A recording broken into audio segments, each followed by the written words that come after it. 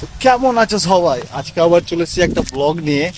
তো এই ব্লগে অত কিছু গুরুত্বপূর্ণ নাই, তাহলে হাসির কিছু কথা বা আমার যা এক্সপিরিয়েন্স হলো কালকে আমাদের প্রাক্তন মুখ্যমন্ত্রী মমতা পিসির ভিডিও দেখে যা মনে হলো যে কিছু কিছু ছাপড়ি ডায়লগ আছে না, সেম এগুলো থেকেই বেড়ায়।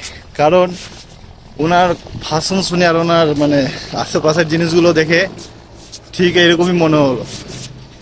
কোনো প্রাক্তন মুখ্যমন্ত্রী হোক বা কোনো নামি দামি লোক হোক, যদি চেয়ারে বসে, সিটে বসে একটা, তো পিছন দিকে হয়তো কোনো নামি দামি লোকের বা কোনো পূর্বপুরুষের, মানে গান্ধীজি, আমাদের আব্দুল কালাম জি, আরো অনেক কেউ আছে এরকম, পিছন দিকে ছবি থাকবে। বা বই যদি থাকে তো বই রবীন্দ্রনাথ ঠাকুর, ঈশ্বরচন্দ্র বিদ্যাসাগর, কাজী নজরুল ইসলাম, এইসব কবিদের বই থাকবে। কিন্তু আমাদের প্রাক্তন মুখ্যমন্ত্রী মমতা পিসি দেখলাম যে সিটে বসে আছে ওর পিছন দিকে বই আছে, কিন্তু বইয়ে বইয়ে কিন্তু ওনারই ছবি। কারো এটা ভাবা যায় যে উনি নিজের বই পিছনে রেখেছে, নিজের কবিতার বই পিছনে রেখেছে।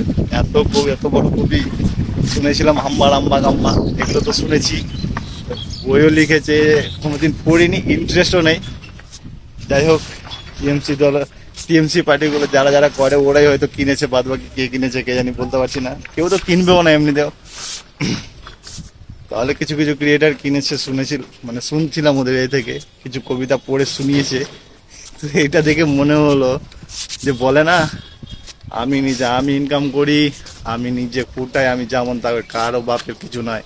ওইরকম সেম আমাদের প্রাক্তন মুখ্যমন্ত্রী, পিছনে ওনার বই, উনি সব যেমন এমনি ছেলে পেলেও যা ভাবে ওইরকমই, তাই না?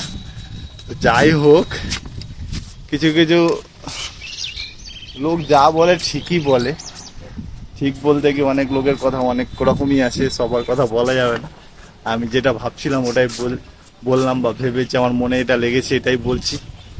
চলো, এই আজকের জন্য এটুকুই, বাই।